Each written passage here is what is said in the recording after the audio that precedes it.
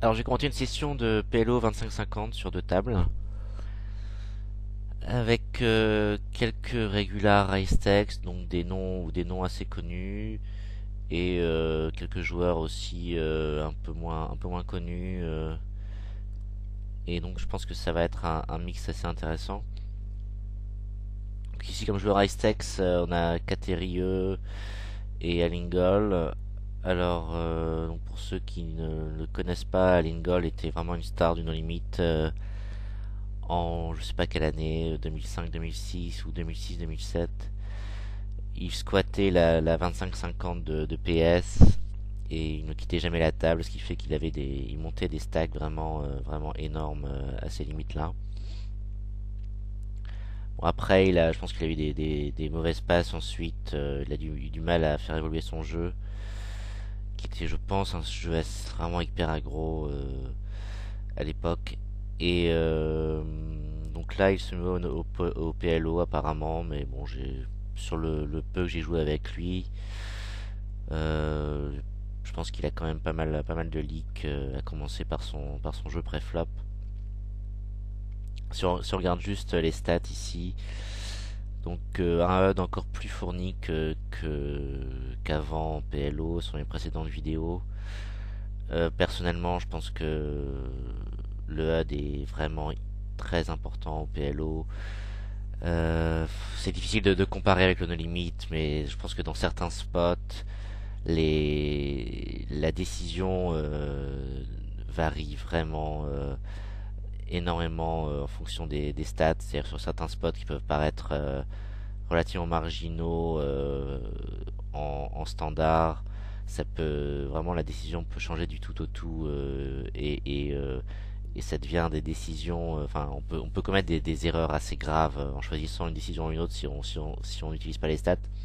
Alors que je pense qu'au No Limit, les décisions, évidemment le HUD est très important et avoir, je pense, il y a peut-être même encore plus de stats qu'au PLO qui sont importantes, mais je pense que les situations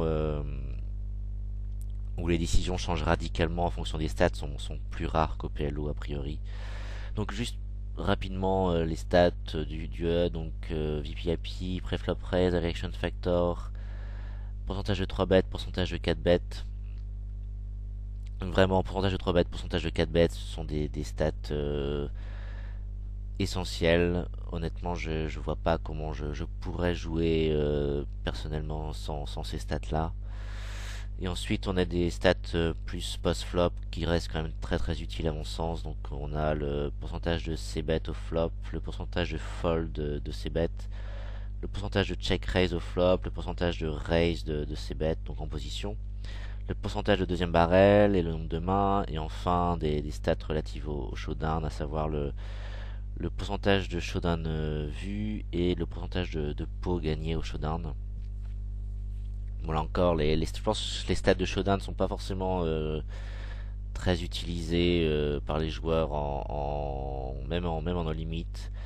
Pour moi, c'est une stat vraiment vraiment important dans le sens où j'ai besoin de savoir s'il y a un côté quand même calling station de l'adversaire, si en cas de value bet fin, ce genre de choses. Et je pense que entre un joueur qui a 24% de showdown et un joueur qui a 30% et plus, il y a quand même une assez grosse différence sur l'aspect value bet qu'on peut range de value bet qu'on peut faire. Donc voilà pour l'aspect un peu stat. Et sinon, oui, Catérieux, c'est aussi un reg high stakes. Il est l'avatar de Phil Galfond, mais c'est évidemment pas lui. Je pense que c'était lié à un moment où Phil Galfond avait fait énormément d'autopromotion et avait incité pas mal de joueurs à mettre son avatar, que ce soit sur les forums ou sur les sites de poker. Bon, ça date de quelques années et après ça, il était passé sur Hextex Poker. Mais donc Caterieux, je pense qu'il y a assez donc un reg Hextex assez beaucoup plus standard que Lingol. Donc on voit des stats quand même qui sont beaucoup plus en ligne avec un jeu plutôt standard gagnant.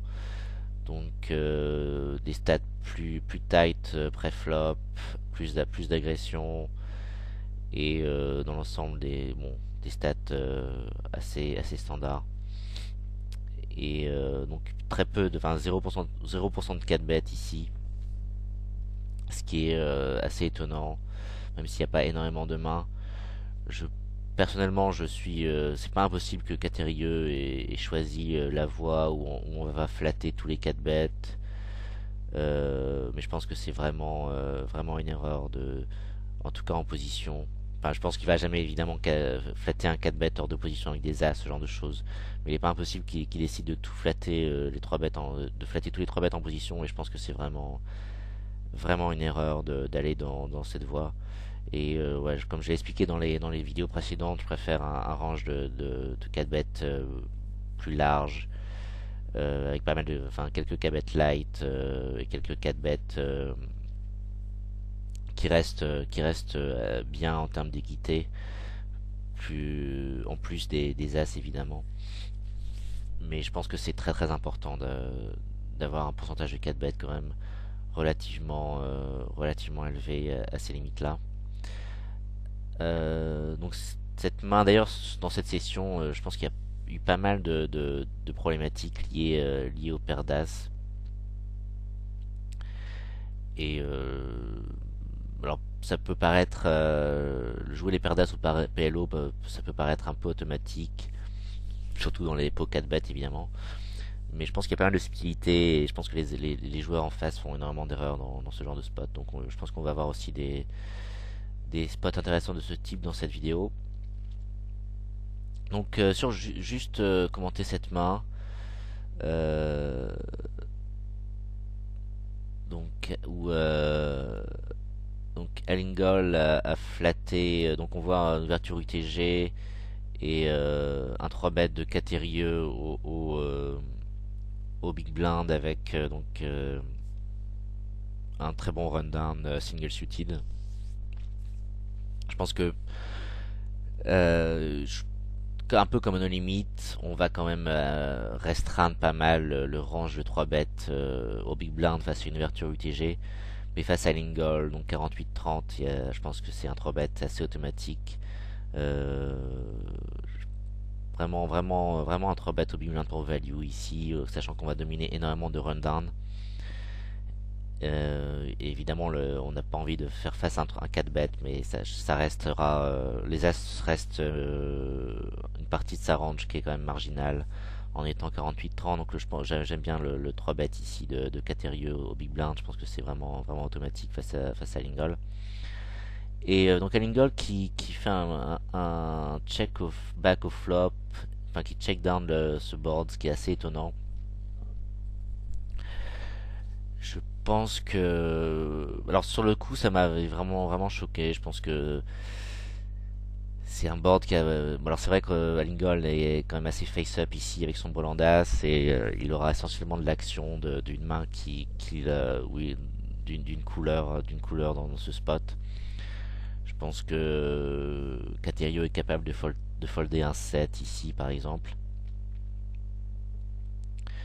Euh, Même si ce serait une erreur, je pense, face à pas mal de joueurs high stakes. Alingol a pas l'air d'être vraiment aggro sur les 4 bêtes, donc je pense que c'est pas forcément un mauvais spot pour folder un 7, voire deux paires.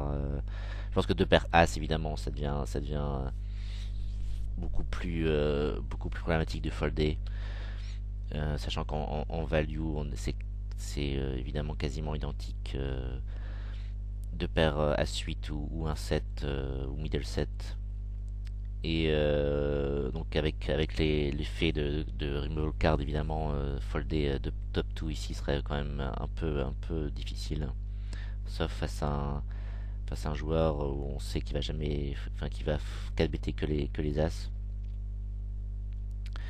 Donc pour revenir sur le shake, ouais, donc ça m'a vraiment choqué sur le coup, mais au final, c'est vrai qu'on c'est 150 big blind deep. A priori, il y aura de l'action que d'une main supérieure. Je pense qu'il y a pas mal de protections importantes sur ce flop. Donc face à strike draw, face à des wraps plus faibles, etc., etc. Donc, mais essentiellement les straight draws, sachant que face au wrap, on sera pas forcément très très favori, même si ça reste, je pense, important de, de bet coller face à des wraps ici. Donc, je préfère quand même miser au flop, même si notre main est face-up. Je pense qu'il y a suffisamment de straight draw et de wrap dans le range adversaire pour avoir envie de bet coller ce flop. Même si sur un shove de sa part, on sera pas forcément très très bien. Et après le check, c'est vrai que il permet, je pense qu'on sera jamais bluffé ici sur ce flop, même par un roi de cœur simple, etc. Donc c'est vrai que le check permet éventuellement d'induire des bluffs plus tard, sachant qu'on est quand même censé miser avec paire d'as ici. Mais je pense que ça sera pas forcément euh, très très très très fréquent comme bluff turn river, même en ayant checké le flop. Donc je préfère quand même bet coller au flop, même si vu la texture du board, je pense que sur S8 2 monocolore, on peut se permettre de flatter ici. Mais je pense que si Alingol a raison de checker, essentiellement parce il a zéro action de main inférieure, en dehors des gros wraps, c'est que je pense il a un problème dans son range de 4 bêtes, et que personnellement, je pense qu'avec un range de 4 bêtes plus large, ça reste un bet call automatique, sachant qu'on va avoir pas mal de mains inférieures dans son range. Et donc Caterio qui check down, et personnellement j'aime bien le bet river pour folder le Brolandas, sachant qu'encore une fois Alingol est relativement face up, et je pense que on peut s'attendre à ce que Alingol fold un Brolandas ici river. Mais bon, après le check down évidemment de Caterio est évidemment ok aussi. Alors, je pense que donc j'ai un peu joué avec Alingol. Je pense que il a une grosse tendance à ne jamais vouloir stacker light, euh, et faire pas mal d'erreurs post-flop assez basiques dans les pocket BT par exemple, en voulant avoir trop d'equity au flop, et à trop flatter, un peu trop passif flop, sans avoir l'envie de gambler du tout. Ce qui, alors je pense que c'est une stratégie qui peut être pas mal en petite limite, sachant que les joueurs ne foldent pas, et qu'on peut tout à fait avoir envie d'être de chauver uniquement avec un gros avantage d'équité. Mais en high stakes, je pense que c'est vraiment une énorme erreur que d'être trop passif et de vouloir stacker uniquement avec des très grosses mains, que ce soit au flop ou au turn. Donc là, je prends une note sur ce play d'Alingol, sur sa ligne avec Bolandas. Je pense que c'est une ligne assez étonnante. C'est intéressant de prendre une note là-dessus. Sur le coup, encore une fois, je trouvais ça vraiment étonnant. Après réflexion, je trouve ça moins choquant que lorsque j'ai vu la main pendant la session. Mais malgré tout, alors là, je vais juste finir là-dessus. Malgré tout, c'est le genre de ligne qui est pas horrible la première fois dans un vacuum, mais sur le jeu, sur l'aspect metagame, je trouve que c'est vraiment pas bon de checker au flop ici. Alors juste, je précisais que j'ai fait un misread ici. 6-2, 6-2, c'est vraiment une très très bonne main. Et j'aurais évidemment ouvert au small blind, en plus single suited, face à Lingol au big blind, sachant qu'il n'est pas forcément Enfin, c'est pas forcément. C'est le type de main qui joue bien hors de position. Et même si on sera régulièrement 3 BT, c'est aussi le type de main qui joue bien dans un pot 3 BT. Sachant qu'en plus, dans les pots 3 BT, l'aspect 7 over 7 est vraiment pas un critère important comme ça peut un peu plus l'être sur les pots non 3 BT. Donc autant ouais. Donc c'était vraiment un misread de ma part. J'ai dû voir 6-2, 6-3, hein, quelque chose comme ça. Donc autant je suis assez serré au small blind et je fais pas mal de fold sur les 3 bêtes hors de position avec des mains vraiment moyennes. Autant là, je pense que c'est un call vraiment automatique du 3 bet et c'est une ouverture aussi complètement standard au small blind. Enfin, c'est un joueur très très très difficile.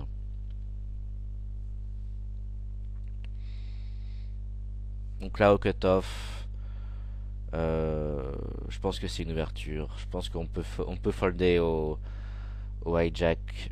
Euh, donc là j'ai foldé mais je pense que c'est trop tight comme fold et ça reste une ouverture. Alors c'est vrai que je pense que j'ai foldé parce que je sais que Alingol est un 3 better, enfin 3 bet beaucoup beaucoup. Et c'est une main avec laquelle j'ai moins envie de coller un 3 bet que tout à l'heure avec double paire 6-2. Mais j'aurais quand même collé le 3 bet ici face à Lingol. Et je peux me permettre ouvrir au cutoff même avec Lingol à ma gauche. Je pense que c'était une erreur de folder cette main. Donc 17-6-3 double suited.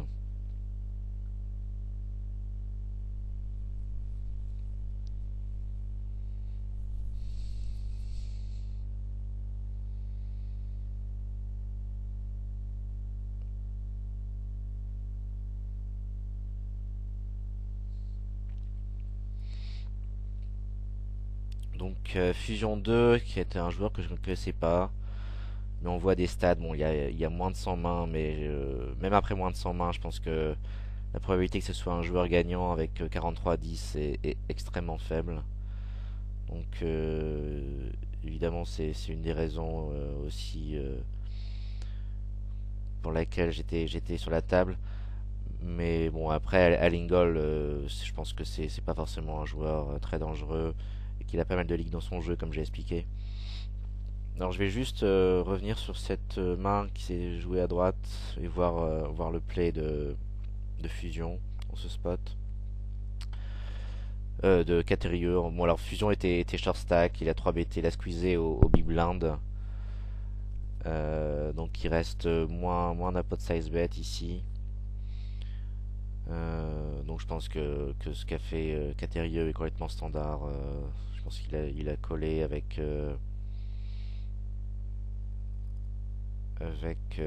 double gutter et non plutôt gutshot et paire de 10. Ouais, je pense que c'est probablement close, mais ça reste un call avec moins d'un pot de 6 bet malgré la présence de la flush draw. Je pense que c'est quand même complètement standard de check coller ici. Évidemment, il peut pas donc bêter, sachant qu'il y a Alingol derrière qui est deep. Donc le check est obligatoire, ce qui permet d'attendre la décision de Alingol dans ce spot.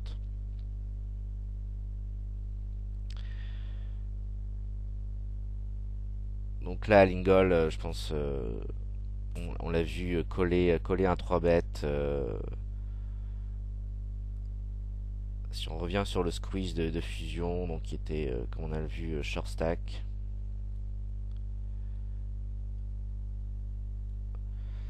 Donc Fusion qui est short stack, donc 50 big blind. Et on a donc Caterieux sur la gauche de Alingol qui est très deep. Donc plus deep, enfin, donc en gros Alingol joue contre Caterieux à plus de 600 big blind, pardon, plus de 240 big blind deep. Et donc je pense qu'il y a quasiment aucune main où il doit flatter ici, sachant il aura vraiment une très mauvaise position post-flop. Et il sera obligé de shove quand même avec un range assez large face à fusion un check de Caterieux et un shove de fusion. Et donc il peut éventuellement coller, mais bon, ça reste. C'est vraiment. Enfin, coller avec une main descente pour éviter de devoir stacker face à un monstre de Caterieux. Mais en même temps, il va très souvent donner des cartes gratuites à Caterieux, enfin des cartes très, très peu chères à Caterieux. Donc vraiment, avec la position qu'il a, un short stack au big blind, des Caterieux très très deep, je pense qu'il y a vraiment aucune main qu'il peut flatter ici. Et je pense que c'est une grosse erreur. Typiquement, les joueurs sont beaucoup trop loose dans ce spot sur le raise d'un joueur à leur droite en multi-way, sachant ils auront la pire position post-flop. Et c'est une situation, bon, après ça dépend évidemment des stacks des joueurs, mais c'est une situation où les joueurs sont beaucoup trop loose en général. Et même si Fusion était 100 big blind deep, je pense que il peut se permettre de flatter que c'est très très très bonne main, enfin c'est très bon rundown, sachant qu'évidemment il pourra 4BT les As ou les bons rois par exemple.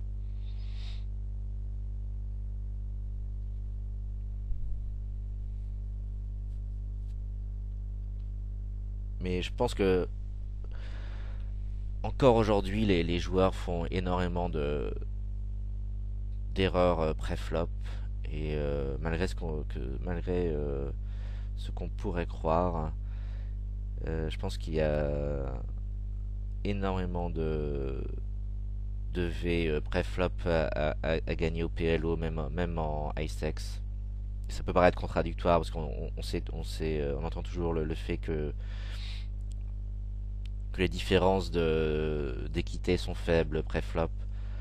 Mais je pense que c'est avoir une grosse méconnaissance du poker que de déduire de ça que le jeu pré-flop a assez peu d'importance au PLE, au PLO.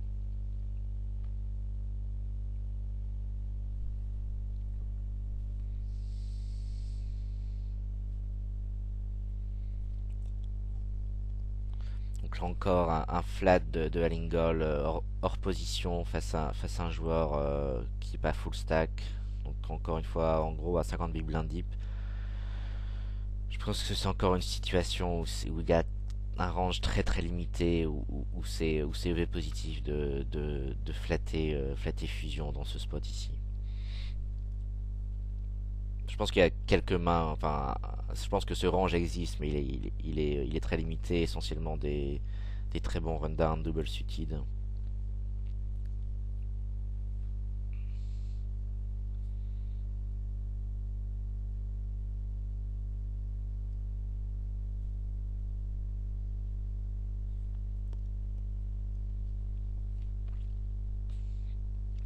Donc à droite, on voit l'arrivée de The Grinder. Donc Michael Mizraki et à sa gauche, donc You're Not in Danger. Alors au début, quand je l'ai vu arriver, je connaissais pas du tout ce joueur. Je pensais que c'était peut-être le même que celui qui sévit sur Full Tilt en Ice Tex, mais bon, il s'avère que c'était pas du tout lui. On s'en apercevra très vite dans la session. Alors The Grinder, donc qui joue depuis très longtemps sur PS en fait. Il jouait en 100-200 limite quand la table s'est ouverte. Ça devait être 2001 ou 2002, peut-être de 2002, je sais plus. Et c'était un joueur gagnant en short-handed limite 100-200. Il jouait énormément, c'est pour ça qu'il avait pris ce pseudo de Grinder. Et il avait un style super lag, mais à l'époque les joueurs s'adaptaient pas, et donc c'était vraiment un gagnant cash game avant qu'il devienne spécialiste de tournoi avec pas mal de gains en tournoi. Mais alors aujourd'hui, je pense que même en limite, je pense il est perdant contre pas mal de line-up. Et en PLO, je pense que c'est vraiment pas un très bon joueur, enfin plutôt même un joueur qu'on a envie de voir à cette table de high stakes. Enfin, je pense que ça se voit assez rapidement au vu de ses stats. Donc très loose, 57-34, ce qui est, je pense que c'est quasiment impossible d'être gagnant avec ces stats-là. En tout cas maintenant, je pense que c'était peut-être encore possible il y a 3-4 ans, 2-3 ans. Et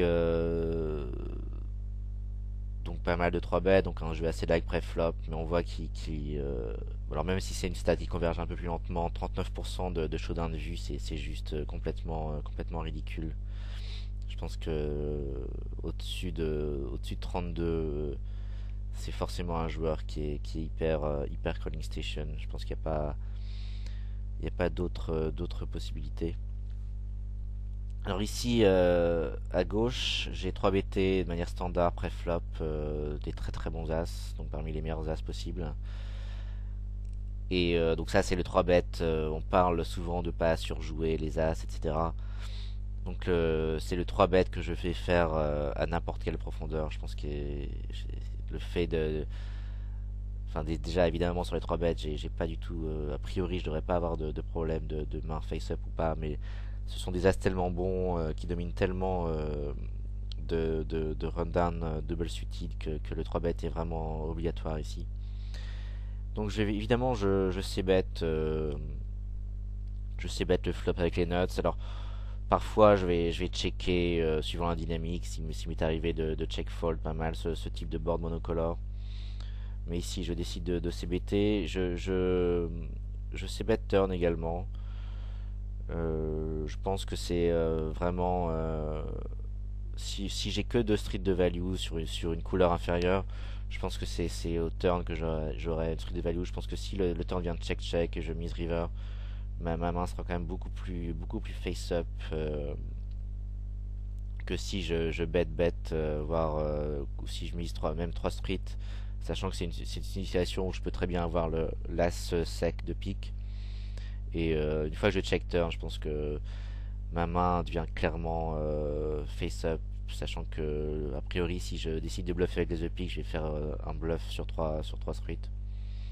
Donc j'aime bien le bet turn ici pour avoir la value d'une couleur inférieure, et pareil je décide de shove river. Alors ça peut paraître assez fin, je pense que c'est un board où malgré tout il y aura rarement des foules dans le range de l'adversaire. Euh, Même c'est un joueur quand même assez loose, c'est encore plus de boutons évidemment. En termes purement de combinatoire, je pense que on aura majoritairement des couleurs plus que des foules sur ce board. Sachant que même qu'il va folder pas mal de combos avec 9-2 ou 9-4 en main. Et donc il peut éventuellement avoir... Bon, après c'est difficile pour lui de flatter un 9 simplement au flop. Euh, faut, Même s'il est très loose, il fold quand même 54% des c-bets, donc a priori il y aura assez peu de 9 dans son range au flop. Et bon, c'est un détail, mais je pense que ça aurait pas du tout changé ma décision, mais j'ai quand même un bloqueur sur le 8 et donc le full 9-8. Donc j'aime assez le value river, même si ça peut paraître assez fin, sachant que ça peut être aussi une ligne que j'adopterais avec l'as sec. Et justement, il s'attend pas forcément à ce que je 3 barrel la couleur à l'as ici sur ce board. Donc ça peut être un spot où il peut recoller avec une petite couleur sur ce board. Donc on voit Alingol qui réfléchit. Donc il est assez tenté de coller, de suivre avec une petite couleur ici.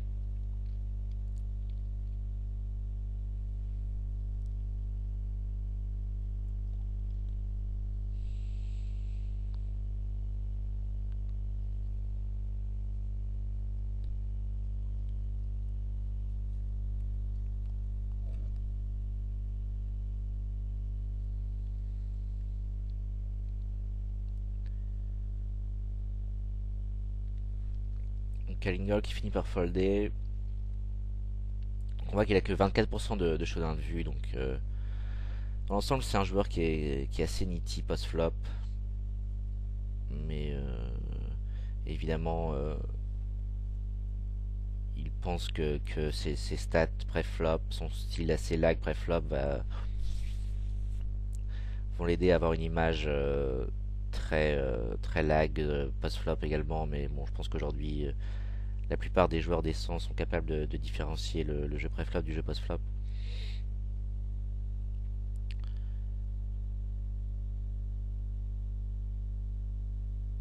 Donc ici, je décide de 3-BT As-10, 4-8 de double suited, donc c'est une main quand même assez moyenne, mais bon, je pense que face au range du grinder, je suis quand même devant. Et c'est pas un joueur qui 4-bet beaucoup a priori, donc 0% de 4-bet jusque là. C'est vraiment le type de main où on veut pas du tout être 4-betté. Surtout vu les stacks. Bon, évidemment, je pense que oui, j'aurais dû coller évidemment sur un shove de grinder. Mais même sans big blind deep contre un joueur qui est capable de 4-BT un peu plus large que les As, on a une décision très compliquée sur un 4-bet. Je pense que ça reste un call enfin c'est un fold, je pense que s'il 4-bet que les As. Mais ça c'est très close. Et je pense que si on avait As 8, 9, 10 par exemple, on serait évidemment obligé de coller le 4-bet. Et je pense que c'est un fold, faudra vérifier. Mais avec un joueur qui 4-bet plus large que les As, je pense qu'on est obligé de coller le 4-bet. Mais ça, je pense que le 3-bet devient vraiment négatif face à un joueur de ce type-là. Après, The Grinder, je pense que c'est le bon candidat. On a une main qui est en termes d'équité a priori devant la sienne et on sera quasiment jamais 4-BT, donc le 3-bet est nettement meilleur ici. Donc là, c'est bet standard avec R sur un board où on a pas mal de fold equity. Il n'est pas impossible que l'adversaire. Bon, je pense que The Grinder aurait sans doute chauvé toutes ses couleurs ici, mais il peut typiquement. Je pense il va typiquement folder au moins paire de 10 et en dessous, paire de valet. Même si c'est une grosse calling station.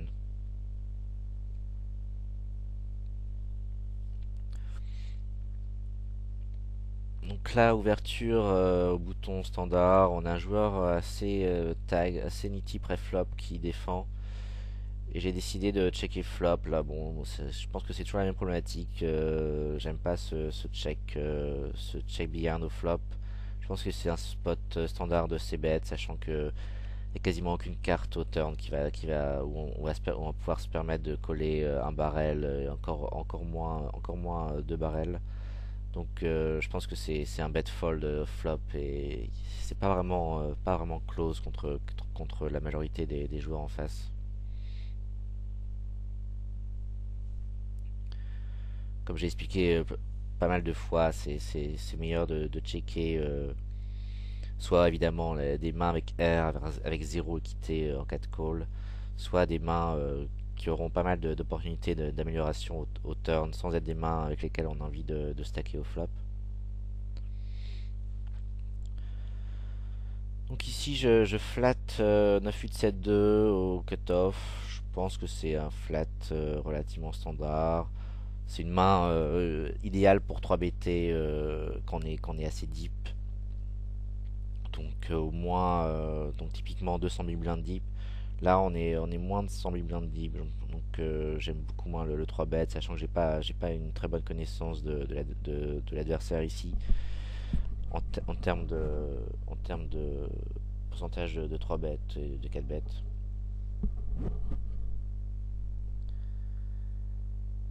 J'aurais pu éventuellement miser flop avec top pair et gutshot sur ce board, sachant que si un adversaire check call avec une overpair, j'aurais aussi la possibilité de barreler les trèfles.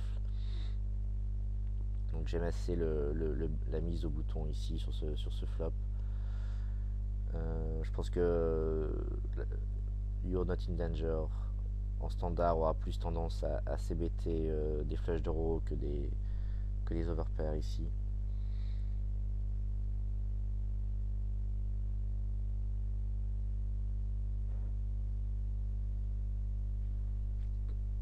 Et sur la river, c'est évidemment un fold. On a des bloqueurs vers les foules, donc avec le 8 et le 9. Donc ça, c'est le genre de critères qui peuvent être importants sur des gros pots, sur pair de board. Mais là, sur cette main, on représente évidemment, on n'a vraiment aucune chance de représenter quoi que ce soit, à part évidemment paire de 9. Et face au grinder, qui est a priori une calling station, il n'y a pas de possibilité de bluff ici.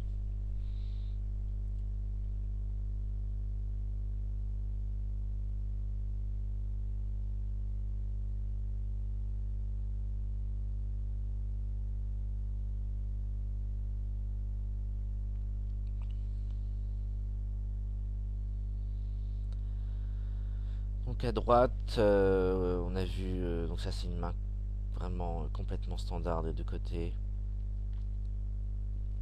Et donc avec paire de dames double suited qui ouvre et un shove post-flop entre not flush draw avec gut shot et paire de valet.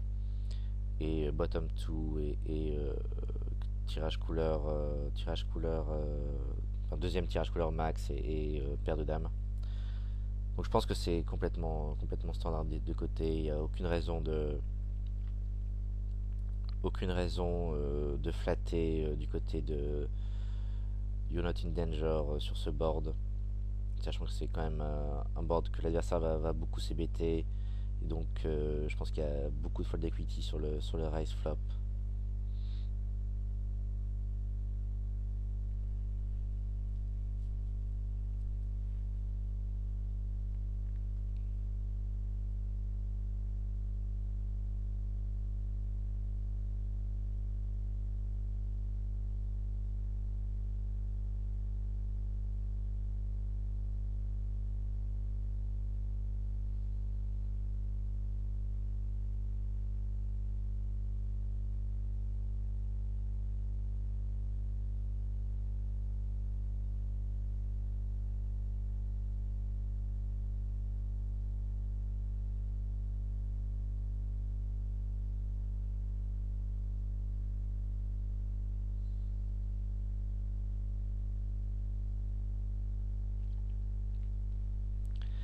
Donc fold automatique As Valet 10-4 au solo blind ici en multi-way.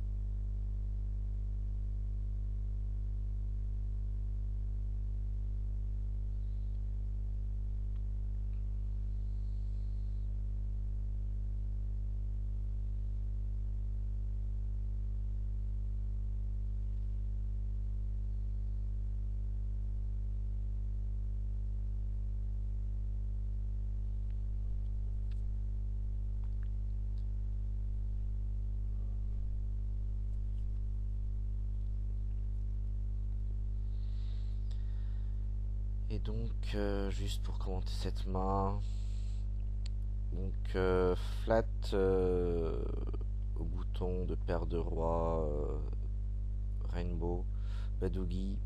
Bon, je pense que c'est assez close, mais ça reste correct de flatter ici, paire de roi avec une dame. Je pense que paire de roi, 7-2, badougi, on peut se permettre de folder même en position comme ça.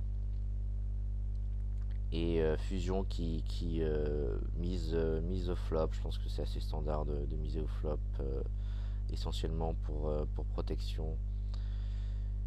Et Lingor qui check call, là j'aurais préféré le bet, le lead plutôt que le check call ici.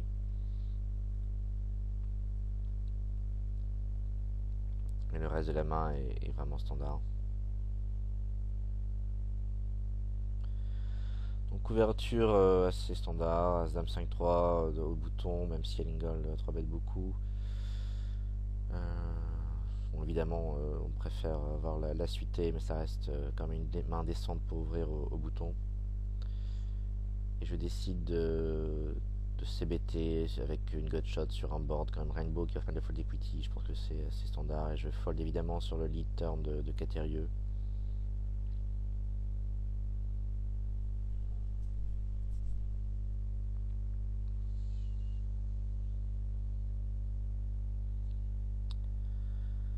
Donc là, Isolation Raise face à un limp de fusion. Et évidemment, je CBet les nuts sur ce board. Alors je pense que 100 000 blindes deep, je peux permettre de... C'est vraiment le type de main qui est très très vulnérable sur un board comme ça avec tirage flush draw. Donc typiquement face à un wrap et tirage flush draw, face à 7 et tirage flush draw, on sera en coin flip, voire légèrement outsider. Donc je pense que beaucoup de joueurs assez décents, bon je sais pas, je pense que c'est pas forcément le cas de fusion, mais bon il a l'air assez passif aussi, mais beaucoup de joueurs assez décents vont plutôt flatter des simples 6-8 sans redraw, et au contraire check raisé au flop des combos draw. Donc je pense que sans standard, j'ai plutôt flatté turn et flatté flop et chauvé sur un blanc que vouloir partir à tapis au flop avec une simple enfin les nuts mais sans redraw et avec une main quand même assez vulnérable. Donc là je deux barrel turn. Je pense que c'est un board où je peux me permettre, enfin face à un joueur quand même assez passif, je peux me permettre de bet folder turn avec les deuxièmes nuts. Je pense qu'évidemment 8-10 c'est assez souvent dans son range ici de flat au flop. Et bon, il n'est pas complètement exclu qui décide de, de check shove un wrap trouvé au turn en plus de tirage couleur, donc des mains type 10 dame roi par exemple. Mais je pense que malgré tout en termes d'équité, je serais assez largement derrière sur un bet shove d'un joueur de ce type là contre un joueur plus aggro capable de check raise par exemple paire de 10 avec notch flush draw, ce genre de choses. Je peux éventuellement checker turn pour pas de contrôle.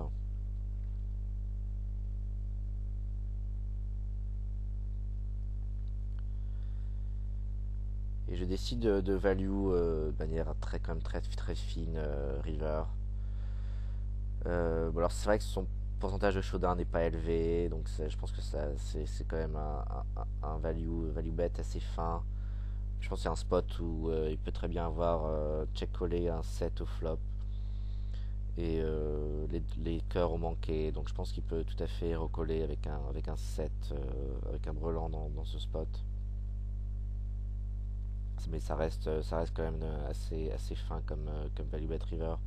Ah, genre, je pense que ce qui m'a beaucoup incité aussi sur le fait de value, c'est que je pense qu'il aurait l'idée assez régulièrement roi 10 dans ce spot pour prendre justement de la value des nuts au flop.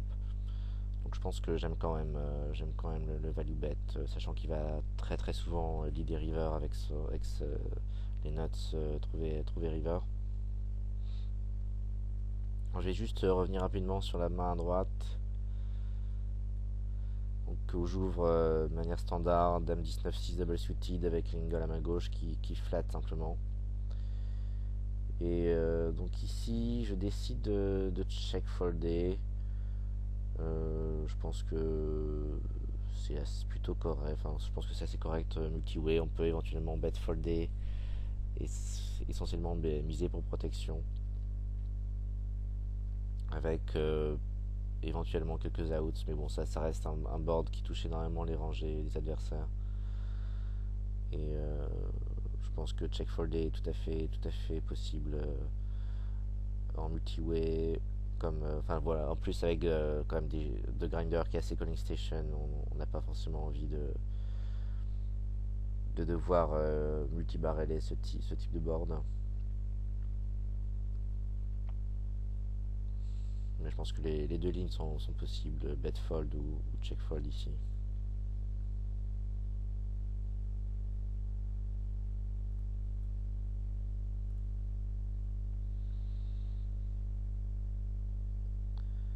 Donc on voit apparemment il y avait tous les deux des bloqueurs.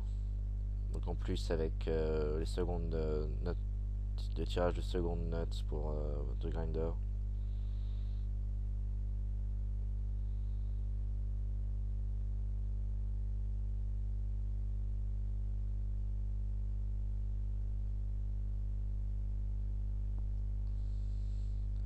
On voit que à l'Ingle qu'il n'y a pas de barrelé ce type de main. Je pense que contre en standard, si on décide de CBT ce type de main avec des bloqueurs, c'est pour évidemment 3 barrelés, pas mal de cartes. Après contre The Grinder, c'est pas forcément une très bonne idée vu son côté calling station. Alors sur la main à gauche, donc j'ouvre 5, 7, 8, 9 single suited. UTG plus 1. Je pense que c'est une main qu'on peut même ouvrir UTG. C'est vrai que autant 3, 4, 5, 6, je pense que c'est un fold UTG ou UTG plus 1. Le fait d'avoir des petits rundowns est quand même. Alors évidemment, ça induit de la déception dans le sens où ça permet de toucher des boards de ce type, donc 6, 5, 2. Mais je pense que le problème, c'est. On sera souvent. Il y a quand même un problème de domination qui est assez important, et je pense que c'est un fold assez automatique UTG plus 1 avec des mains type 3, 4, 5, 6. 5, 7, 8, 9, ça devient beaucoup plus envisageable d'ouvrir en standard. Donc ici, je décide de checker flop avec un wrap et un wrap à 13 cartes et deuxième paire. Bon, Alingol est quand même check raise très très peu les flops. Donc je pense que un spot où je peux me permettre de CBT contre un joueur beaucoup plus aggro, type Catérieux par exemple, qui a 17%. Je pense que c'est vraiment un check back assez standard. Où parce que c'est un spot avec la présence de la flush draw, on sera obligé de bet folder. Et donc on perd la réalisation de notre équité. Donc contre un joueur plus aggro, je pense que c'est un check back standard. Contre un Lingol, ça reste meilleur de CBT sur ce board.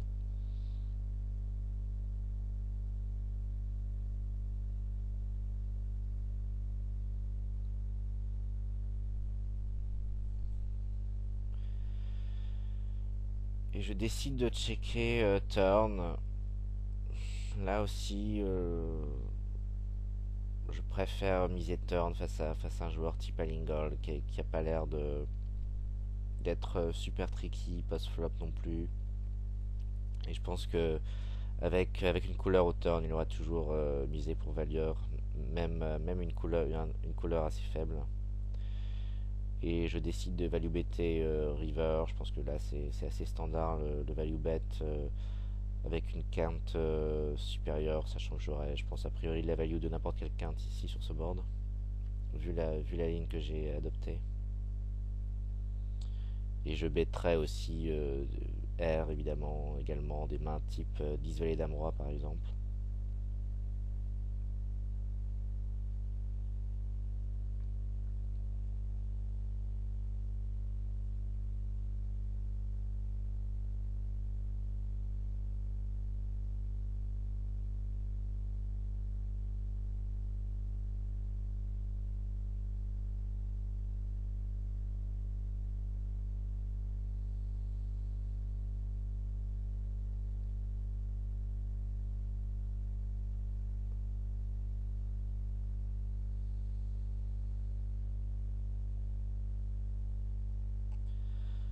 ici je décide de défendre avec As 7 8 9. Bon, c'est une défense quand même assez marginale. Je pense que c'est un fold c'est un fold contre pas mal de joueurs, assez difficile à jouer post-flop. J'avais déjà précisé ça dans une vidéo précédente. C'est quand on commence le PLO, on a tendance à défendre 90% de sa range au big blind face à une ouverture de small blind, comme au limit hold'em par exemple, ou même je pense au no limit on défend aussi également énormément avec la possibilité de 3BT light aussi, les mains vraiment très faibles. Je pense qu'au PLO c'est une erreur de trop défendre, et la valeur des cartes ou la valeur de bloqueur vers les nuts a vraiment une importance suivant qu'on est sans big blind ou plus deep. Donc malgré tout, je pense que c'est pas incorrect de défendre ici face à un joueur qui a pas l'air vraiment très très difficile à jouer. Donc je décide de flatter flop avec backdoor flush et tirage donc de gutshot. C'est essentiellement un float, donc avec la possibilité de barreler pas mal de cartes turn, bon, essentiellement les piques évidemment, mais également des mains type des cartes type un 5 ou un 6, ce genre de cartes. Donc je trouve les nuts avec Hydro Hacker, donc évidemment la meilleure carte du paquet a priori. Donc je décide de miser turn. Bon, je pense que le sizing est assez standard, ça reste un board assez drawy malgré notre redraw, c'est pas un redraw vers les nuts. Donc je pense qu'il n'y a pas vraiment de raison de donner une carte très de quasiment enfin assez peu cher à un meilleur tirage cœur ici. Et donc on fait face aux nuts également, mais sans redraw.